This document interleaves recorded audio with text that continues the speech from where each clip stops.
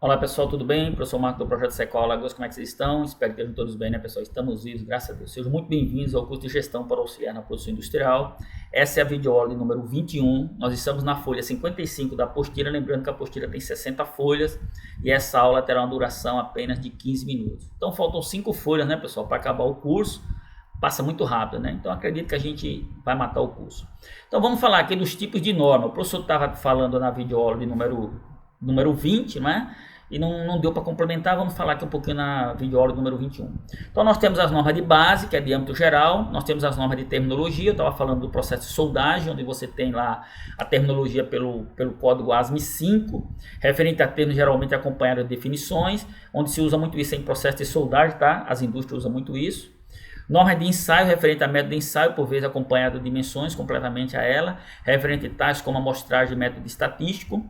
Norma de produto referente a requisitos de um produto, norma de processo referente a requisitos de um processo produtivo e norma de serviço referente a requisitos da prestação de um serviço. Pessoal, só para vocês entenderem como isso é importante, lá em Osasco, São Paulo, nós temos um dos melhores cenários do Brasil em metalurgia.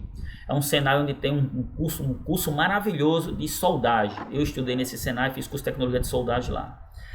E algumas empresas, quando seus funcionários saem de férias, que eles voltam, eles são obrigados a se requalificar. Pessoal, o que é a qualificação?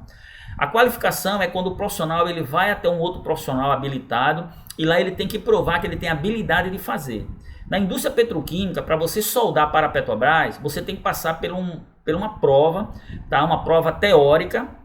Desculpa, uma prova prática, onde um inspetor de solda vai fazer um corpo de prova, ele vai colocar numa posição e você vai ter que soldar a posição 6G, ou seja, você vai ter que soldar na horizontal, na vertical e na sobrecabeça, tá certo? E mostrar para a empresa que você tem habilidade de ser soldador. E esse corpo de prova, ele vai receber um número, vai para uma empresa, vai ser feito um laudo radiográfico, vai voltar para o inspetor e através desse laudo radiográfico, o inspetor de ultrassom, ele vai dizer se esse profissional está habilitado ou não. Se ele não passar na radiografia, aí a empresa diz se ele está fora ou se ele tem o direito de requalificar, de fazer um outro teste. Então veja, pessoal, que quando você passa por aí nas obras da Petrobras e vê aquelas escavações, o pessoal colocando tubo e toda aquela engenharia complexa, é que existe um processo muito grande. A mesma coisa acontece com o carro. Não sei se vocês lembram que o acidente do Senna foi o quê? Foi uma solda que quebrou e tirou a vida de uma das pessoas mais nobres que o país tem, o Ayrton Senna. Tá? Um processo de soldagem, provavelmente, não sei se foi mal feito, não sei o que aconteceu, mas aconteceu um acidente gravíssimo, tirando a vida do nosso querido Ayrton Senna, tá bom? Então, quando você está no processo produtivo, você tem que entender que alguns profissionais se faz necessário. Porque imagina uma barra de direção de um carro, onde você vai fazer a ligação entre a barra de direção e o eixo do carro. É uma coisa muito complexa, pessoal. Tá sua família ali, já pensou? Você descendo uma Serra de Santos, quebra uma barra de direção daquela e você despenca lá de baixo. Meu Deus do céu, não quero nem pensar nessa possibilidade. Professor, mas a norma garante que não vai acontecer? A norma não garante que vai acontecer, mas a norma previne. Ela vai eliminar. Pessoal, uma coisa importante na vida do profissional é eliminar riscos. Quanto mais risco você elimina, é por isso que existe os técnicos de segurança. O técnico de segurança não foi feito para proteger a vida de ninguém. O técnico de segurança foi feito para eliminar riscos.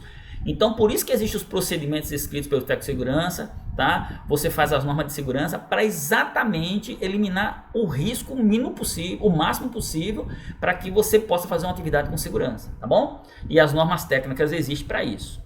Uso, norma técnica e uso ou padrão de fato, é a norma efetivamente utilizada. Por que os implicadores aderem a ela? O contrário também ocorre, portanto, posso dizer que a existência de uma norma técnica publicada não implica que ela é utilizada ou mesmo que seja correta, porque ela se encontra atualizada. Elas são frequentemente revistas, revisadas e republicadas atualizadas. Quando não expressa o contrário, é suposto que a versão mais atual é que está sendo referida, ou seja, empregada. Então, toda norma ela tem que ter a sua versão, ela tem que ter a sua atualização. Então, a revisão dela é que diz... Tá? Então, quando você é assinante de um órgão como a BNT, lá no book ela já diz, a norma ela está atualizada ou ela está na última versão. Quando ela está na última versão, ela está na versão reconhecida. Então, você pode usar, porque para efeito de lei não tem outra. Então, você tem que usar aquela. É melhor usar aquela do que não usar nenhuma, tá bom?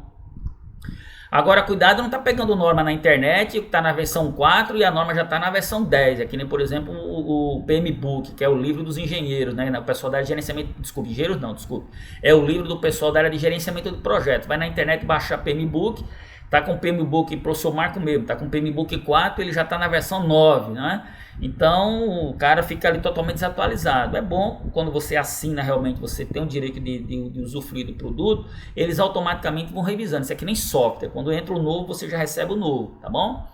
Então a empresa ela tem que ter esse contexto. E você que vai buscar norma na internet, tome cuidado, não está pegando norma antiga, tem que estar com norma revisada ou atual. Em ciências sociais, incluindo economia, uma norma técnica é considerada útil se ela for a solução de um problema de coordenação. Ela emerge das situações nas quais todas as partes podem realizar ganhos mútuos, mas somente através da realização de decisões mutuamente consistentes.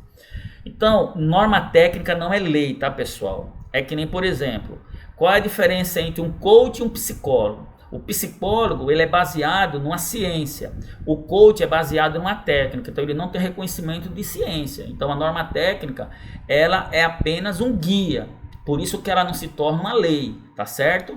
Então não misture, mas é lei usar norma técnica. Não, não é lei usar norma técnica, norma técnica não é lei, norma técnica é um manual de boas instruções que reduz um grau de risco grande, tá bom?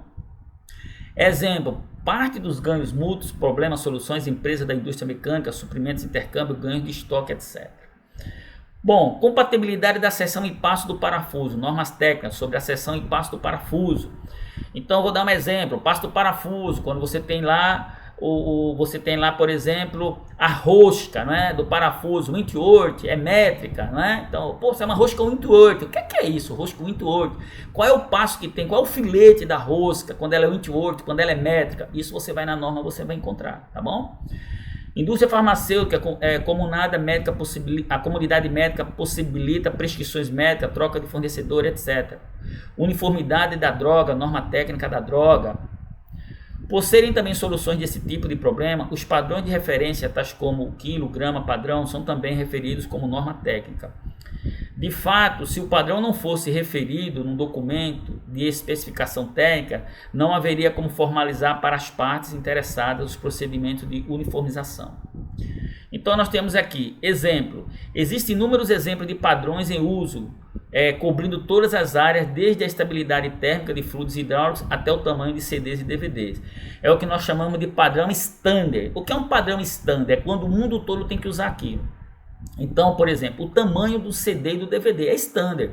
A entrada aqui, a entrada dos cabos no computador é standard, porque é padrão, isso no mundo todo. Então tem que uniformizar, tem que ser universal. Pode ver que quando um produto vem da China, ele chega aqui, ele entra na tomada de energia, porque isso é padrão, é universal, tá bom? Então na engenharia nós chamamos de standard, tá ok?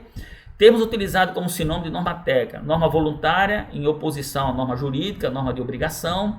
Padrão refere-se em geral a uma norma técnica que foi adotada de fato, sem necessidade de ter havido uma ratificação formal. Standard, anglicismo fortemente instalado na língua portuguesa, por ser também traduzido diretamente por padrão, como o professor falou. Então, você tem aqui a BNT, a BIA, a SEM, gestão da qualidade total, controle de qualidade, a IER, que é uma norma pré-elétrica, ISO 9000, gestão da qualidade, NEMA, o CGC, padrão para dados geoespaciais, a OSI, CW3C, EBI, D, certificação de desenvolvedor de referência. Então, veja que tem norma pra caramba, né, pessoal? Agora, nós vamos estudar fluxograma de processo. Fluxograma é a representação de um processo que utiliza símbolos gráficos para descrever passo a passo a natureza e o fluxo desses processos. O objetivo é mostrar de forma descomplicada o fluxo das informações e elementos evidenciados à sequência operacional que caracteriza o trabalho que está sendo executado. Bom, pessoal, é o seguinte, como você está vendo a tela do meu computador, você precisa olhar com uma certa atenção, porque esse é um tipo de aula que o professor vai pedir que vocês também tenham um pouco de entrosamento com o YouTuber.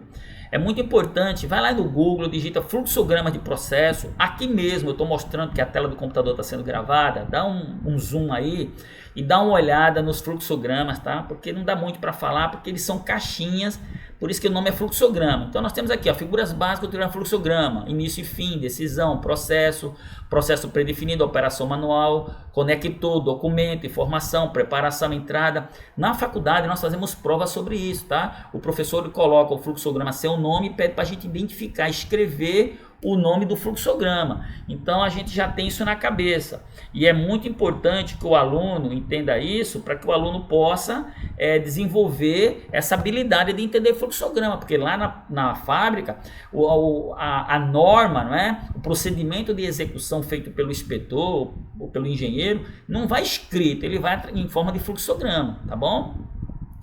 Então nós temos aqui, ó, fluxograma de processo produtivo de remanufatura, tá aqui, ó, tá certo? Um outro fluxograma.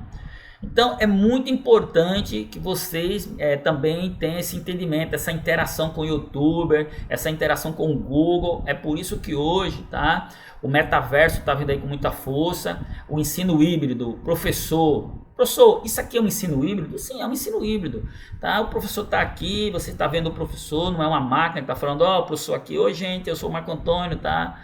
Então, isso é sim um ensino híbrido. Não é porque o professor está atrás de uma tela de computador que ele não existe, apenas está existindo uma distância entre eu e você, tá? Então, por gentileza, use o YouTube, use o Facebook para que vocês possam, o Facebook não, use o Google, digite lá, tá? Layout de fábrica, simbologias de layout para que vocês possam ver, tá bom? E nós chegamos aqui no final da nossa apostila, já estamos no intertextos. Então eu vou fazer o seguinte, não vai dar tempo de falar do intertexto, eu vou parar essa videoaula, é a videoaula de número 21, e a gente encerra nosso curso na videoaula de número 22, tá bom, pessoal? Então vem comigo para a videoaula de número 22. Um abraço, pessoal. Tchau.